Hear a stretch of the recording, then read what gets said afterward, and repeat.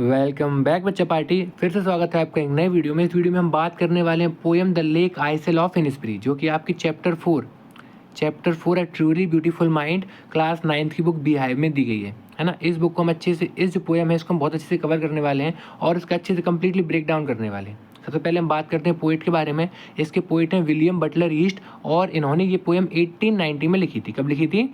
1890 में ये poem publish करी गई थी। ठीक है, अब हम बात करते हैं इसके बारे में। ठीक है, सबसे पहले क्या लिखा है? This well known poem explore the poet's longing for peace and tranquillity of Innisfree, a place where he spend a lot of time as a boy. This poem is a lyric.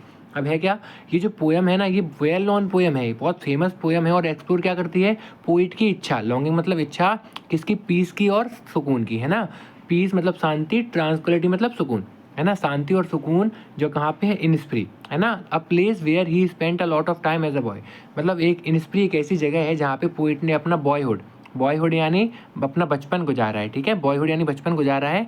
और ये poem क्या है? एक lyric है। Lyric मतलब एक poem type में है ना, एक सॉन्ग टाइप में लिरिक है। ठीक है, तो क्या है वो चैप्टर का नाम? जैसे द लेक आइसेल ऑफ इनिस्प्री, मतलब लेक मतलब झील, कहाँ की? आइसेल ऑफ इनिस्प्री की एक झील।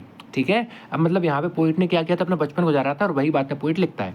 ठीक, क्या लिखा उसने? I will arise and go now, मैं क्या करूँगा? I will arise and go now, मैं अभी उठूँगा और चला जाऊँगा। एंड गो टू इनिस्प्री, कहाँ जाऊँगा? इनिस्प्री को जाऊँगा। कहाँ जाऊँगा? Innisfree. And a small cabin build there of clay and wattles made, और वहाँ क्या करूँगा? मैं वहाँ एक स्मॉल कैबिन बनाऊँगा। कैबिन मतलब एक चैम्बर, कैबिन मतलब एक चैम्बर या कह लो एक हाउस, है ना। छोटा सा एक छोटे से कमरे जैसा एक हाउस बनाऊंगा। ठीक है, और क्या है?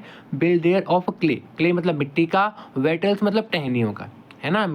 पेड़ पत्तियों की जो टहनियाँ होती हैं उनसे क्या बनाऊंगा? एक कैबिन बनाऊंगा। उसके बाद 9 bean rows will I have there, वहाँ पे मेरे पास क्या होंगे?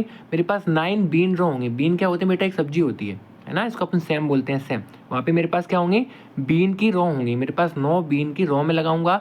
आई have there a hive for the honey bee, और क्या होगा वहाँ पे? मेरे पास एक हाइव होगा, एक छत्ता होगा, किसका? हनी बी का, मधुमक्खियों का क्या होगा? एक छत्ता भी होगा। And live alone in the bee loud glade, और मैं क्या करूँगा वहाँ पे? मैं वहाँ पे अकेला रहूँगा। कहाँ पे? बी लाउड मतलब जहाँ पे मधुमक्खियाँ भिनभिना रही हूँ। ग्लेड, ग्लेड मतलब एक ओपनिंग होती है, एक क्लियरिंग होगी, मतलब एक बीच टाइप का, है ना, जहाँ पे कोई ना हो, बिल्कुल एक खुला मैदान, ग्रासलैंड, है ना। एक हरा भरा ग्रासलैंड क्या होगा? वैसे ही ग्लेड बोलते हैं। तो मैं क्या करूँगा वहाँ पे मेरे पास 9 बीन रॉज होंगी, है ना, और मेरे पास एक हाइव होगा हनी बी का, और मैं वहाँ पे अकेला रहूँगा और वहाँ पे मधुमक्खियाँ भिनभिना रही होंगी और पूरा बड़ा मैदान खुला होगा, वहाँ पे मैं अकेला रहूँगा।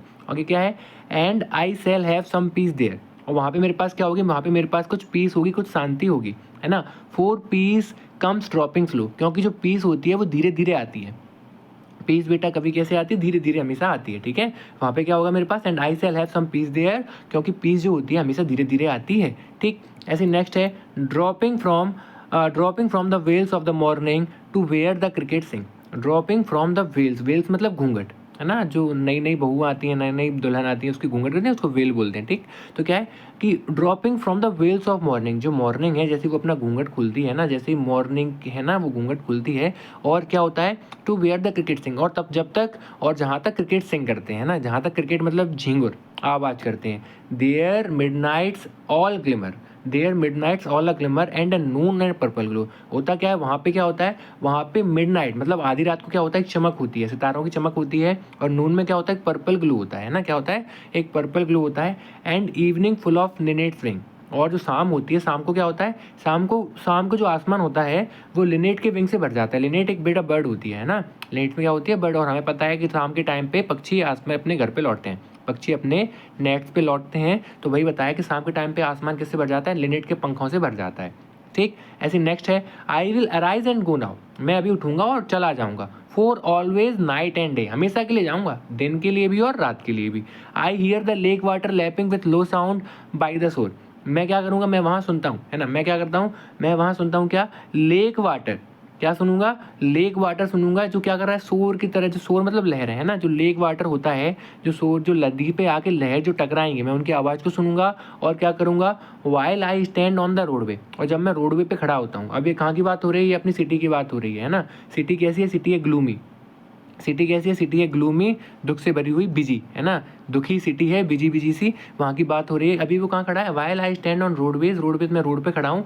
On the pavement grade, pavement grey मतलब पेवमेंट ग्रे बेटा मान लो आप फुटपाथ, है ना, फुटपाथ होते हैं ना, उनको बोलते हैं क्या, पेमेंट्स ग्रे, या कह लो पगडंडी, छोटा सा रास्ता होता है उसकी पेमेंट ग्रे बोलते हैं, ठीक।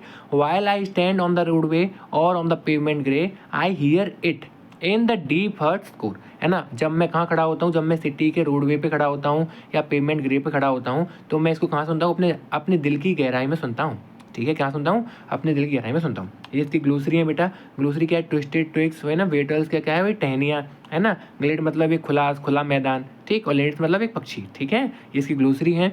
अच्छा, और इसकी क्या है, इसकी राइमिंग स्कीम देखो, इसमें राइमिंग स्कीम क्या होगी, इनिस्प्री, मेड, हनी बी और ग्लेड, तो मतलब ए बी आपकी राइमिंग स्कीम है, ठीक है। और कोई कठिन नहीं है, बहुत सिंपल सी है, एग्जाम के पर्सपेक्टिव से इंपॉर्टेंट है ना। अगर आपको कोई डाउट आता है तो आप मुझसे बेझिझक पूछ सकते हो कमेंट में, ठीक है।